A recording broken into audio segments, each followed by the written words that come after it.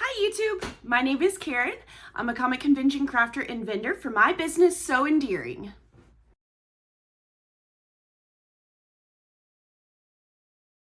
Okay guys, I'm coming to you. It's Monday afternoon. I'm 5 days out from Carolina Fear Fest at the North Carolina State Fairgrounds.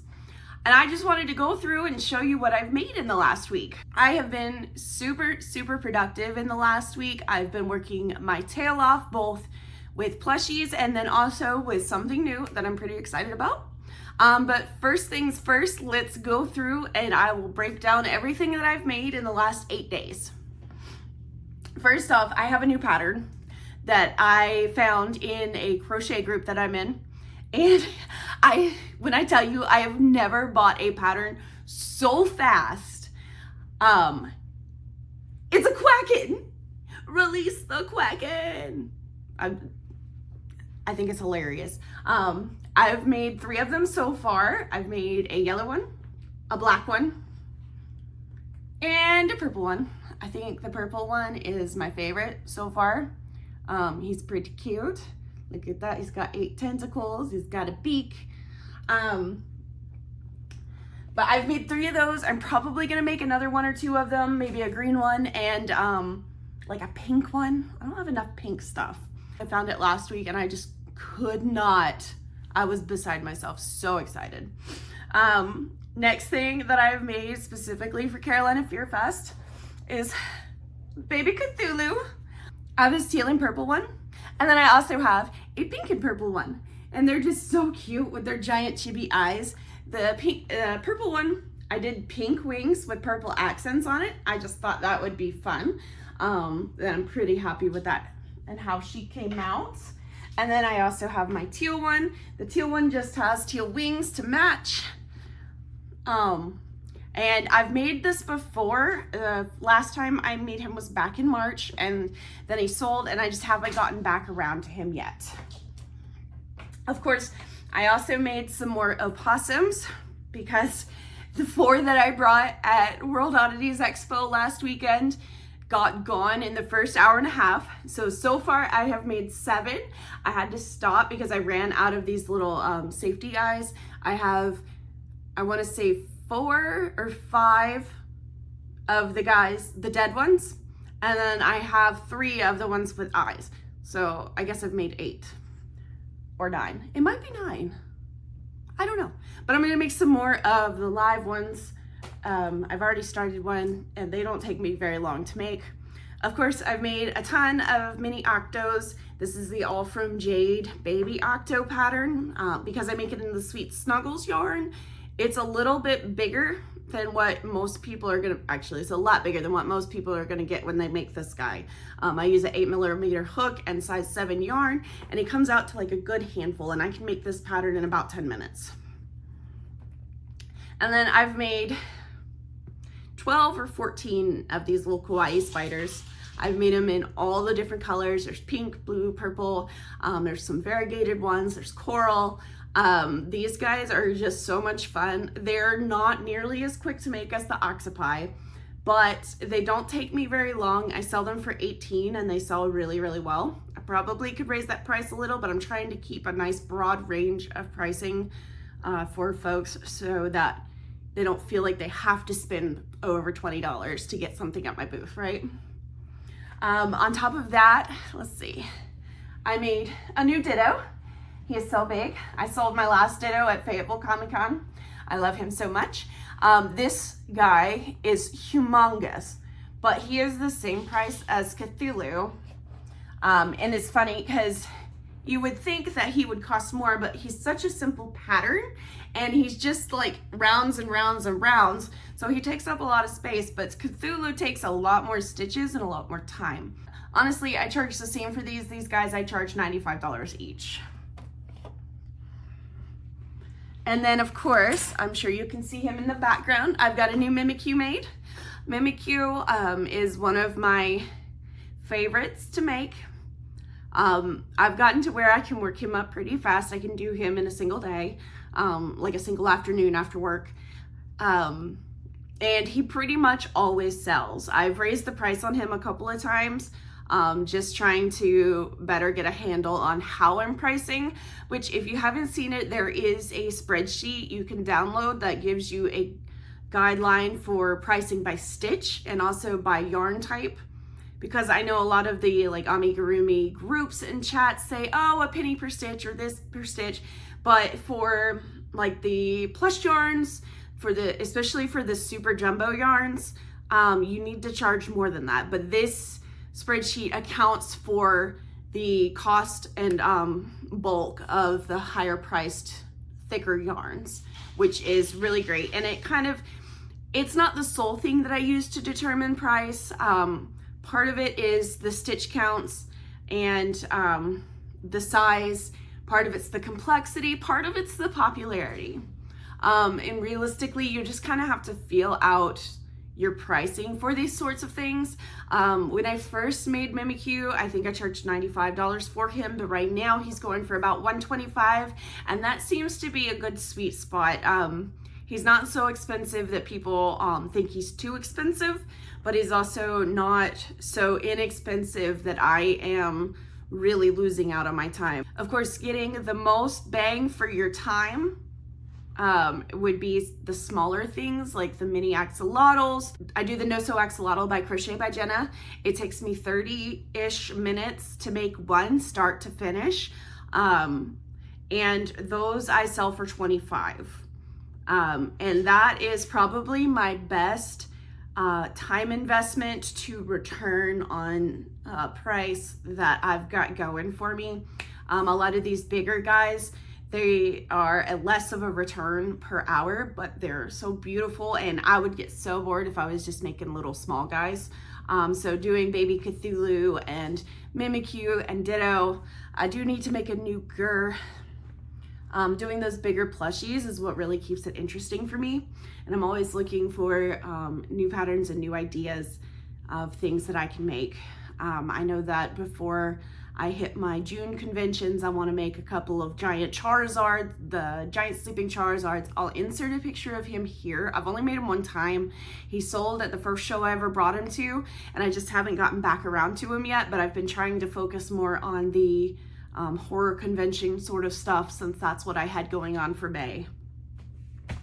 Now, as far as new items goes, I'm super excited. It all started with the Quacken.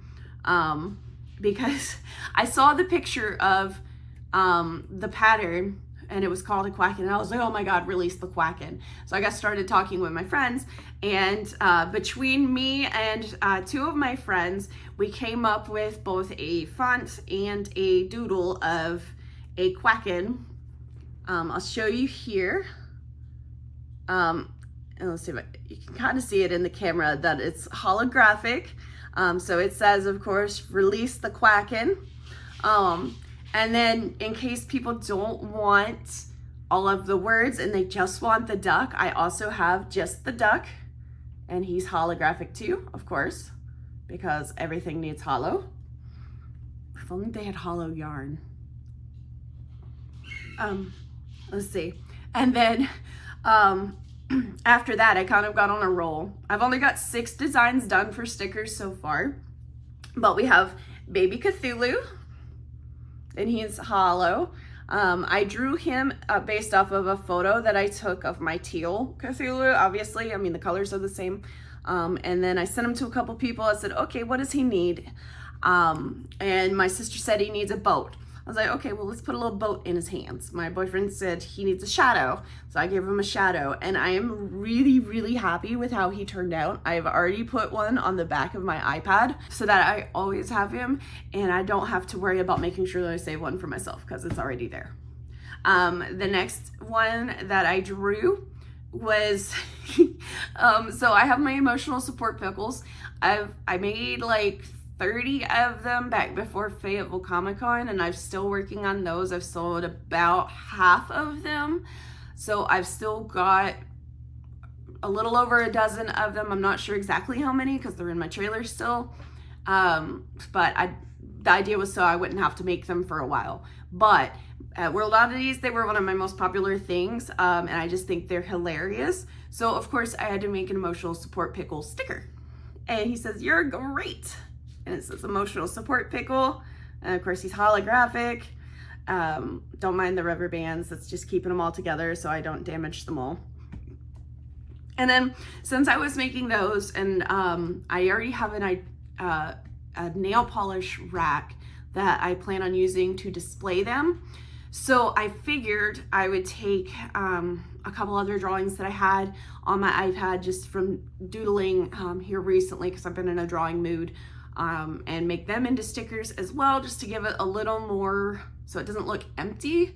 But of course, as I come up with more ideas, I'm gonna keep drawing these. They're not super expensive to make. I already own the Cricut. I actually already had the printable vinyl from when my sister was making some stickers. And so it was just kind of like a fun little thing that I can do. They don't take me long to make more of them, so that it'll give me just like one more thing to have in the booth. And they're making me laugh. They're lots of fun. And a lot of what I'm doing is purely because it's fun. And if it brings me joy, then I'm gonna do it. So right now, or today anyways, making stickers of some of my plushies and just some other random doodles that I've done have been bringing me joy. So that's what I'm doing. So then my last two stickers are ones that I had already drawn, and I just kind of added them in while I was working on it. I may go back and grab a couple more of my drawings, because I've got a few others that I've done when I first got my iPad that I still like. But of course we have Kitty Cat Kirby, holographic of course. That one I just drew. I was making some like mini plushie Kirby's, and decided to just doodle. And then my last one, I still haven't come up with a good pattern for this yet. The last time I tried, it was too tall and too skinny, so I need to make it fatter. Is a macaroon kitty cat. And this was just a doodle that I had on my tablet, and I was like, you know what, I really like that one. I think it's cute. I'm going to do it in a sticker. I made roughly a dozen each of all of my stickers. I think for the macaroon kitty, I only ended up with 10 because I had a couple mess up, versus like Cthulhu, I have a couple extras because of doing the test prints. That took me a little while to figure out. Look, let me tell you, I was not prepared for how difficult adding the holographic plastic was going to make it to cut with the Cricut.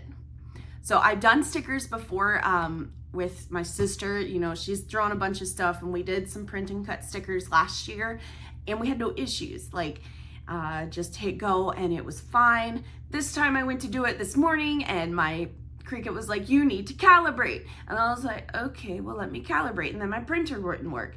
And then I finally got it to turn back off and back on again. And my printer printed the calibration sheet, and that was all fine. And then I tried to cut the stickers, but the Cricut sensor could not see the landmark pieces that, or the landmark markings that it puts on the four corners of the paper.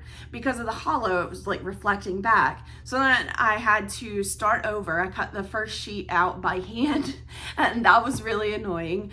But then I tried it again after doing some Googling and trimmed down my hollow film to fit inside of the markings so that it didn't overlap. And as long as I don't overlap those four corners, it cuts just fine.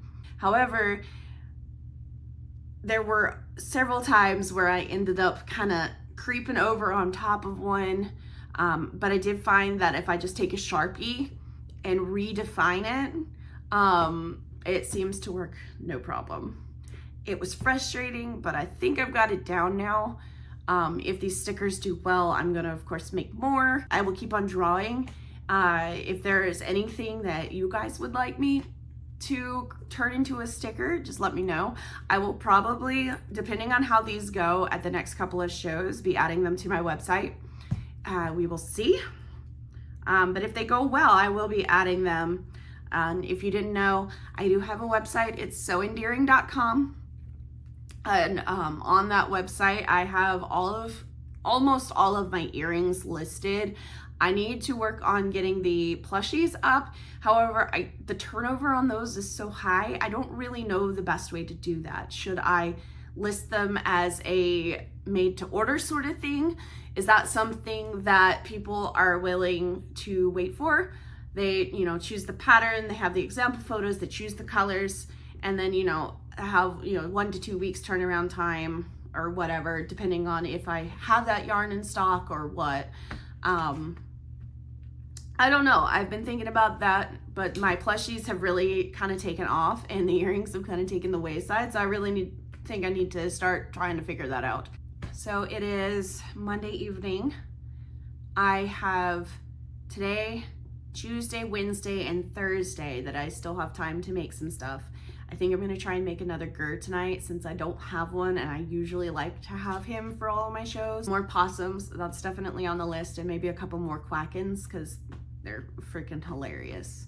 I really hope that this show goes well for me. I typically do well in an alternative crowd. However, I know that Carolina Fear Fest has not been around all that long. I think this is like the 5th, so it's not brand new. It's starting to like really establish itself. I know that there are a lot of people who have had good experiences with this show.